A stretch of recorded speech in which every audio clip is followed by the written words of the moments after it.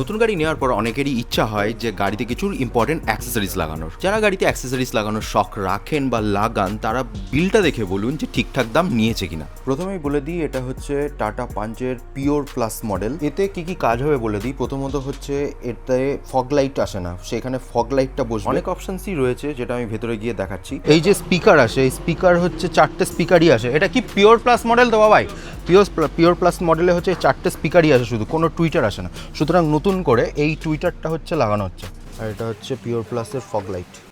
এটা কত watt? 100 watt. কত কি প্রাইসের? 10,600, এটা 10,000, এটা এটা 100 ওয়াট, এটা ডিএক্সি ব্র্যান্ড। ওকে, আজম। মডেল একই আছে। ও নাইস। এটা একটা প্রজেক্টর থাকবে ইয়েলো, একটা থাকবে হচ্ছে হোয়াইট। White. মানে ডিপারে হোয়াইট হবে, আপারে ইয়েলো হবে। ওকে, এটা রিলে। ওকে, নাইস।